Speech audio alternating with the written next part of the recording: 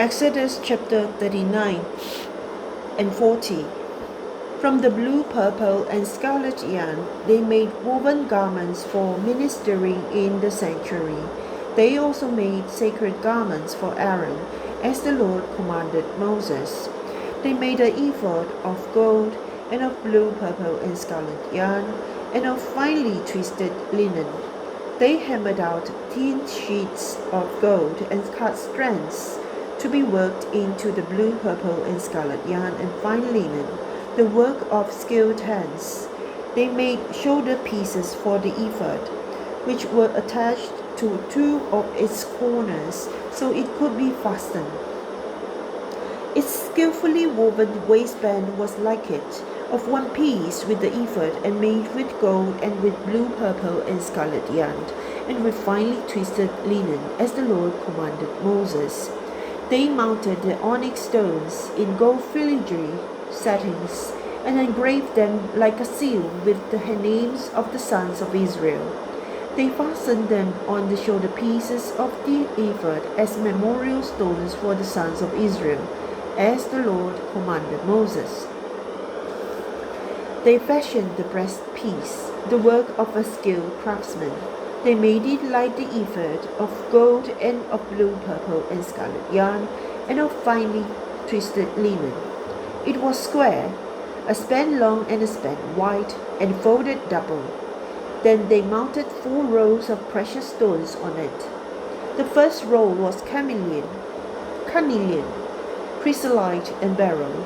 The second row was turquoise, lapis lazuli, and emerald. The third row was jacinth, agate, and amethyst. The fourth row was topaz, onyx, and jasper. They were mounted in gold filigree settings. There were 12 stones, one for each of the names of the sons of Israel, each engraved like a seal with the name of one of the 12 tribes. For the breastpiece, they made braided chains of pure gold like a robe. They made 2 gold filigree settings and 2 gold rings, and fastened the rings to 2 of the corners of the breastpiece. They fastened the 2 gold chains to the rings at the corners of the breastpiece, and the other end of the chains to the 2 settings, attaching them to the shoulder pieces of the ephod at the front. They made 2 gold rings and attached them to the other 2 corners of the breastpiece on the inside edge next to the ephod. Then they made 2 more gold rings and attached them to the bottom of the shoulder pieces on the front of the ephod, close to the seam just above the waistband of the ephod. They tied the rings of the breastpiece to the rings of the ephod with blue cord, connecting it to the waistband so that the breastpiece would not swing out from the ephod, as the Lord commanded Moses. They made the robe of the ephod entirely of blue cloth, the work of a weaver, with an opening in the center of the robe like the opening of a collar, and a band around this opening so that it would not tear. They made pomegranates of blue, purple, and scarlet yarn, and finely twisted linen around the hem of the robe. And they made bells of pure gold and attached them around the hem between the pomegranates. The bells and pomegranates alternated around the hem of the robe to be worn for ministering, as the Lord commanded Moses. For Aaron and his sons, they made tunics of fine linen, the work of a weaver, and the turban of fine linen, the linen caps, and the undergarments of finely twisted linen. The sash was made of finely twisted linen and blue, purple, and scarlet yarn, the work of an embroiderer, as the Lord commanded Moses. They made a plate, the sacred emblem, out of pure gold, and engraved on it like an inscription on the seal, "Holy to the Lord." Then they fastened the blue cord to it to attach it to the turban, as the Lord commanded Moses. So all the work on the tabernacle, the tent of meeting, was completed. The Israelites did everything just as the Lord commanded Moses. Then they brought the tabernacle to the to Moses the tent and all its furnishings, its clasps, frames, crossbars, posts, and bases, the covering of ram skins dyed red, and the covering of another durable leather, and the shielding curtain, the ark of the covenant law with its poles, and the atonement cover, the table with all its articles, and the bread of the presence, the pure gold lampstand with its row of lamps, and all its accessories, and the olive oil for the light, the gold altar, the anointing oil, the fragrant incense, and the curtain for the entrance to the tent, the bronze altar with its bronze grating, its poles, and all its utensils, the basin with its stand, the curtains of the courtyard with its posts and bases,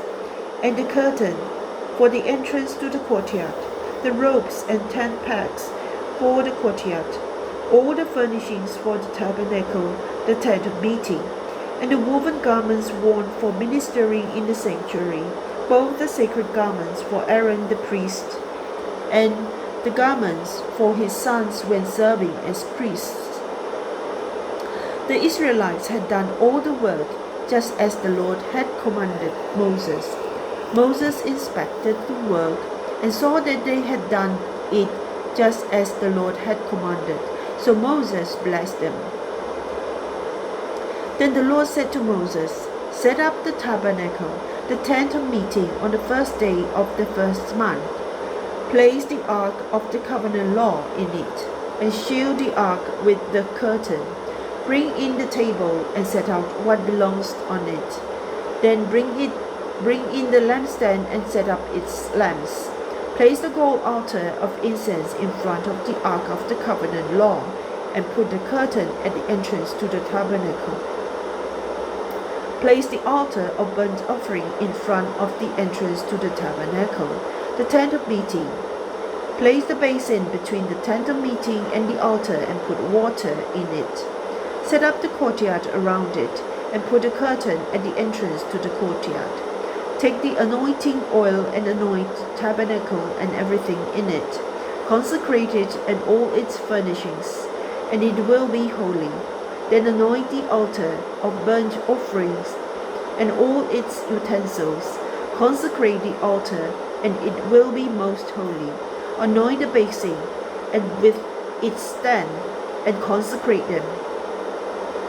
Bring Aaron and his sons to the entrance to the tent of meeting, and wash them with water. Then dress Aaron in the sacred garments, anoint him and consecrate him, so he may serve me as priest. Bring his sons and dress them in tunics. Anoint them just as you anointed their father, so they may serve me as priests. Their anointing will be to a priesthood that will continue throughout their generations." Moses did everything just as the Lord commanded him. So the tabernacle was set up on the first day of the first month in the second year. When Moses set up the tabernacle, he put the bases in place, erected the frames, inserted the crossbars, and set up the posts. Then he spread the tent over the tabernacle and put a covering over the tent, as the Lord commanded him.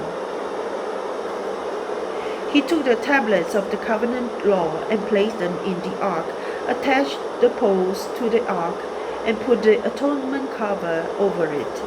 Then he brought the ark into the tabernacle and hung the shielding curtain and shielded the ark of the covenant law, as the Lord commanded him.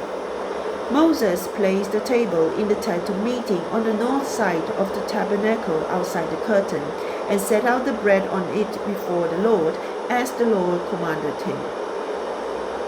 He placed the lampstand in the tent of meeting opposite the table on the south side of the tabernacle, and set up the lamps before the Lord, as the Lord commanded him.